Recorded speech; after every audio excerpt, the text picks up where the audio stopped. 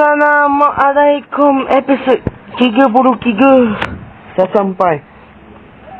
Ni nama sangat ni sebab aku ngantuk, aku tertidur. So ini dia power water kung semua skill dah terbuka. Nombor 70 set. Katakannya ni apa namanya, saya pun lupa.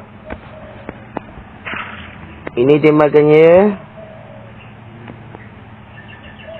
Cuba kita lagi. Alamak. Sudah. Ada ya.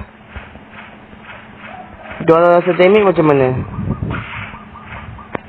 Macam mana rasa ya?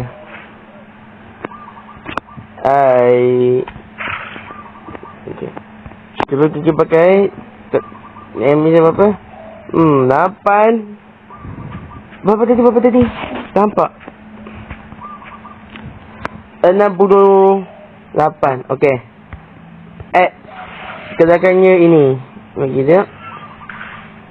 Tembakan air.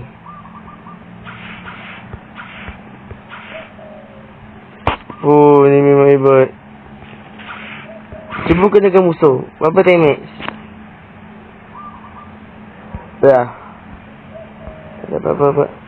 87 6. So yang terakhir C.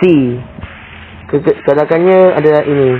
Cuba tengok 95. Berapa tadi? Dia lagi. Dia lagi.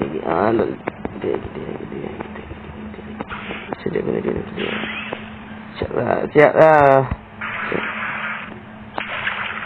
95 6. Okey, so semuanya dah ni. Walau sikit sudah. Uish. Mana? Aku tengok. Wow. Cantik ya. Matahari terbenam ke sana. Mana? Aku pun lupa. Baik ya. Korang ni ni macam nama sana sebab ya tu ni lah.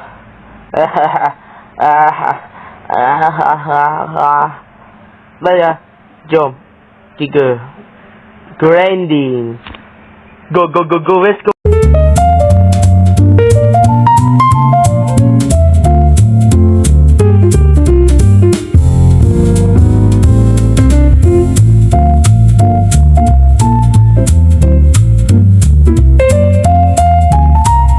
Very boring minutes later. Okay, semua saya pun dah ni sebab ada budak Emerlin. Dan ni lah.